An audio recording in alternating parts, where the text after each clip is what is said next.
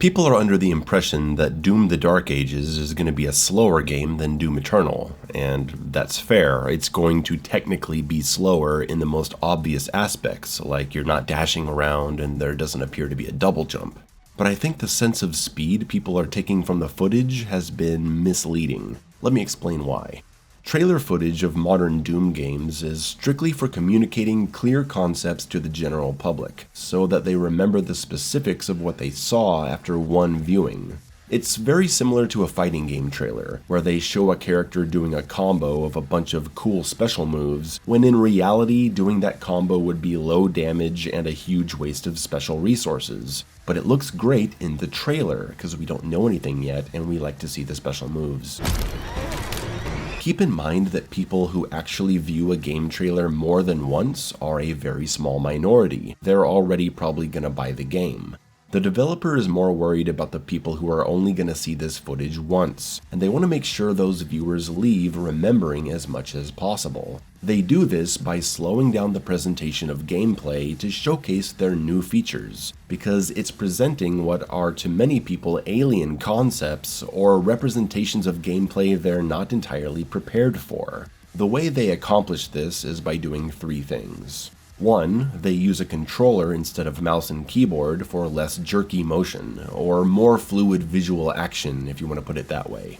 2. They play with the tight default field of view, which causes any game to look slower because there's less visual information passing by your eyes. You can see here how the FOV looks in the Dark Ages versus how many of us are actually going to play it when we max it out.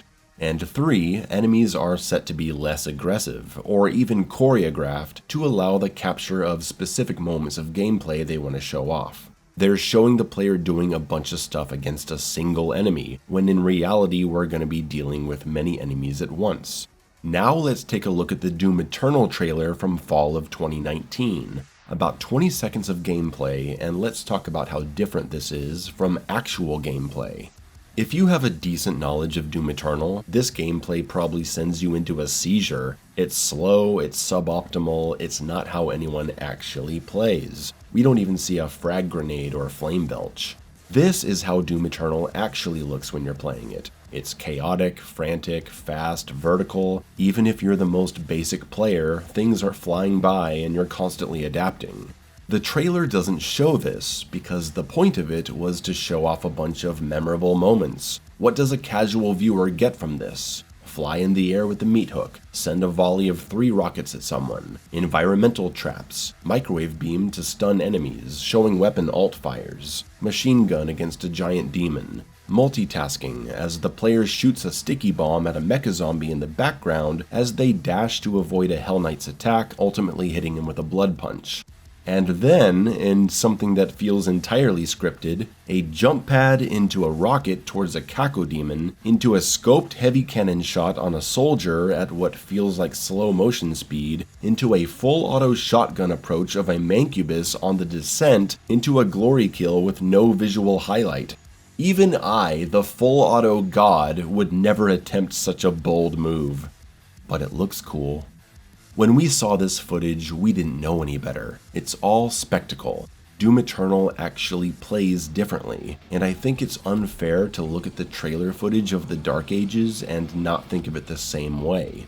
I'm not saying the Dark Ages is going to be a comparable speed to Eternal, but it's certainly going to be faster than how it looks, due to controller footage, small FOV, and staged movement.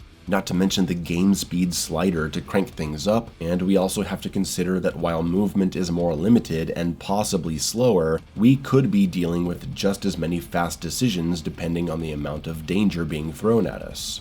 I'm personally fine with a game that's not technically as fast. I'm okay with a Doom where the high-level play isn't centered around fast swap animation cancel combos. I don't think just because Doom Eternal is the speed and feel that it is, that every Doom has to be like that going forward. A new feel, to me, is welcome. I am also fine with a game that has a simpler control scheme than Eternal. People act like that's going to make it simpler than even 2016, and I doubt that. But hell, even I, Doom Eternal's biggest simp, think Eternal's number of buttons is approaching the ridiculous. So I say give it a chance, and don't worry so much about the game looking slow. Even Eternal looks slow in its trailer at this point, so just keep that in mind.